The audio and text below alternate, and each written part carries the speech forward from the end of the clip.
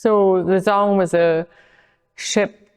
a Dutch ship originally, impounded in Africa and then bought by another English captain. He decided to take his ship surgeon, Collingwood, off of his ship because Collingwood had done this journey many, many times with him, and assigned him as captain on the Zong. The ship left Ghana with, I think, 200 and something slaves, but it also stopped in Sao Tome, where it collected another 200 and something. If I remember correctly, it left with about 497, but it was a 10-ton ship, and 10-ton ships usually took about 197 people on it. So really overloaded. Anyway, they were making their way to Black River in Jamaica, and they made a navigational error and realized that they were going to run out of water. So the captain decided that the best thing to do was to get rid of some of the people. Barbarically, or unfortunately, they threw 133 people overboard. They landed in Jamaica. So the captain then had to advise the syndicate here in Liverpool that they had thrown 133 people overboard and that they needed to claim insurance for their goods. The court case really just hinged on the word necessity, that it was a necessity to throw these people overboard. It became quite clear almost immediately that this story was not ever told in Liverpool. So me and my husband jumped in the car and went down to the Slavery Museum to ensure that, we had been before, but we couldn't remember if there was anything on the Zong. There is something very small, but not a lot. And we spent a day in the Slavery Museum, really doing research again and ensuring that there wasn't anything on it. But I really felt strongly that it needed to be told, because going back to Liverpool, when I first started the research, and just walking around, there's so many wealthy men everywhere. Everywhere you go, it's either a portrait or a sculpture or something, some memorial. It's quite evident to me that they're still revered. The portraits hang in the town hall. They are so large, you have to look up to them. And so these men are being really revered, and to me, they're just hiding in plain sight. And then when I started actually doing the research and realized how connected Liverpool was, and especially the fact that they supported the South during the Civil War and sent ships out there, even though Britain said they were going to remain neutral. And how they got around that was really amazing, because, again, of the amount of money that was being made.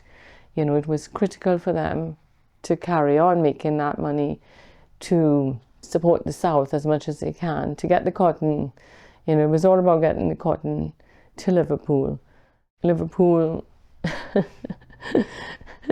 has a lot to account for in terms of how much money they made and how they enabled slavery and the production of cotton to continue in the South of America years and years after slavery was actually abolished. I think one of the things that really struck me when I went to the World Museum was that the process of mummification, it's such a lasting process, isn't it?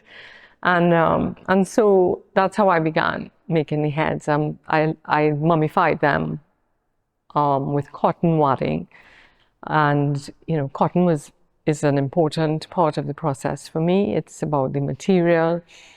It's that connection between that material and Liverpool that made all the money. And so I wanted to ensure that my materials were all cotton. So I start with the cotton wadding, which metaphorically mummifies the mannequin heads. And then I begin the process of quilting with African cotton material on top of them. So a lot of care has been taken, and the suturing, the stitching, it's, very healing. It's a reparative act.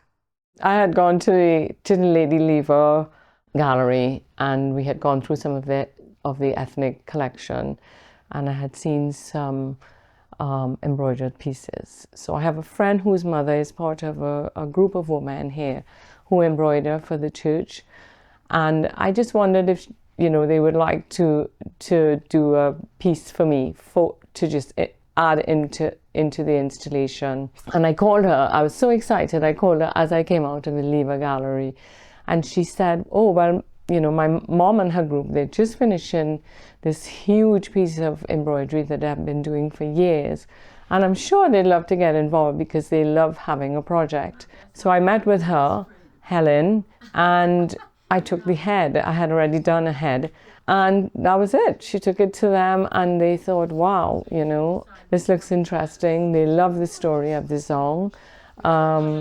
I met with all of them, showed them, how I do it, and they embraced it with two hands because they were just finishing this long embroidery project they had done.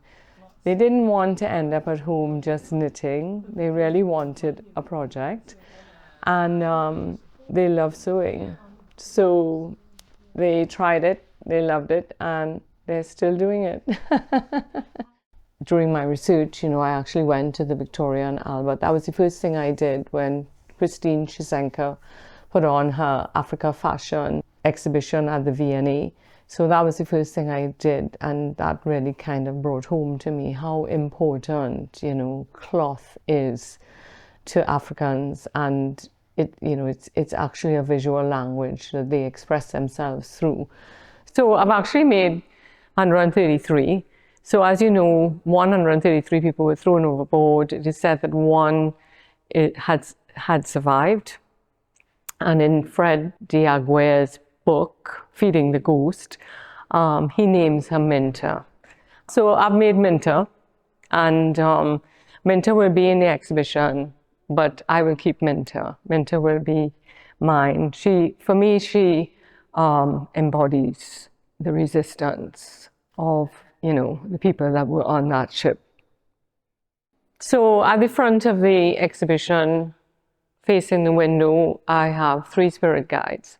Someone from Ghana sent me some beautiful mud cloth, and researching mud cloth, it's very indigenous to Ghana. It's a really old cloth. It's made from the mud, the soil of the country, and I just felt they were just so spiritual because of the way that they were made, and also they had like lovely markings on them, like conch shells and so on.